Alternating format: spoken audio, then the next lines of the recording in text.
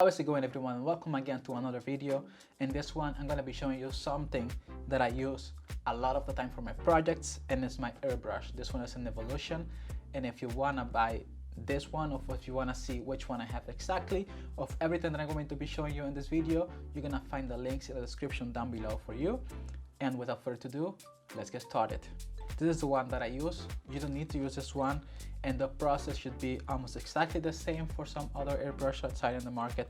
Some of them are different, but I have to say I'm really happy with this one.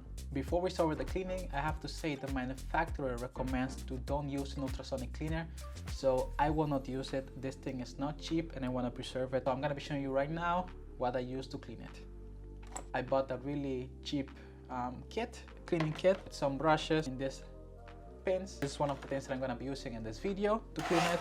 We're going to also be using some Q-tips, cotton pads, this cloth to just clean it and make it nice and shiny. I'm not claiming that this is the right way to do it every single time for everybody. I just want to show you how I do it and how I maintain my airbrush working. Now let's start by taking it completely apart, and we're going to start with the back right here. Now we're going to remove the cup front of the airbrush. Needle, be careful to not bend it. You need a straight needle to remove the back right here, as you normally should, but I'm now getting it out. This part right here. Now we remove the trigger, we just pull it out. Now I'm gonna be using the IPA, and I'm gonna be putting just one drip in here, paint or anything stuck in there. Now we're gonna also put a bit of IPA on the back. Let it run through one of these guys. I'm gonna use the thin one, just like this. I just bend it a little bit like this. Let's see. As you can see right here, going to go in and clean inside in the back, and here in the front we're gonna remove all the paint in there, and for that we're gonna be using a Q-tip in here and just spin it around. Spin it around. As you can see, look at that. That is really dirty. Look in there, it looks really nice and clean. As you can see, look at that. Now we're gonna go in here and do the same thing and just clean everything. As you can see right now, it's dirty in some places. This we're gonna use a cotton pad.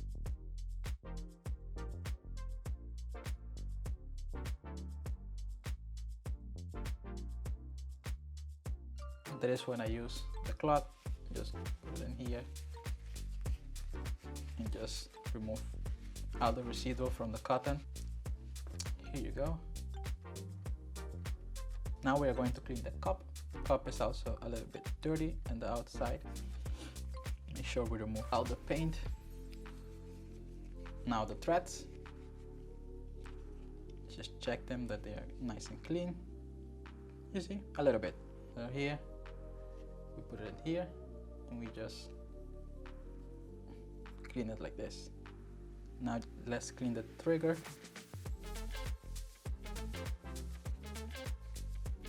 Now let's clean this part also and make sure that there is nothing stuck in there. Just grab it like this. Check this hole right here. I use the brush, tiny brush, to go in here and see if we can find any residual of paint. And it was some. And then when you're doing this, I recommend to use gloves. I normally use gloves because the IPA, look how it dries my hand. And yeah, just use some gloves. Now let's just clean the tip. We're gonna be using again some IPA.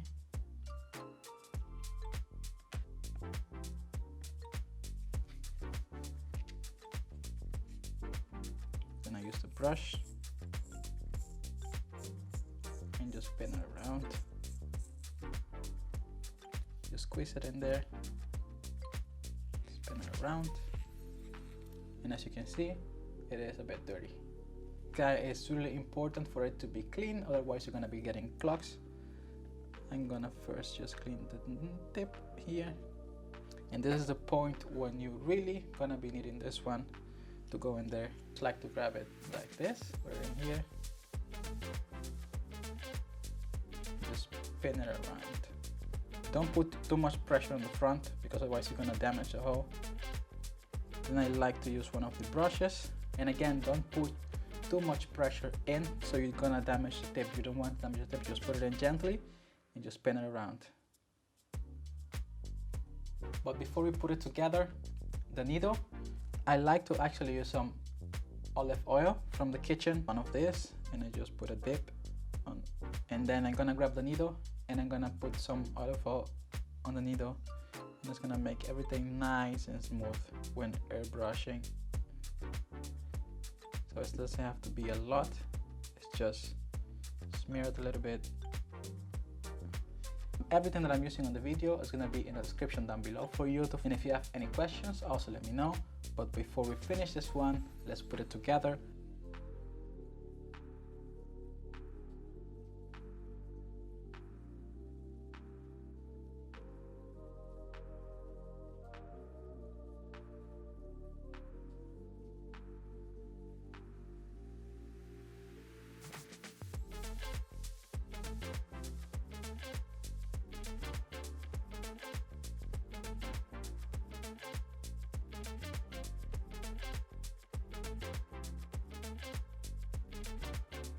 And as you can see,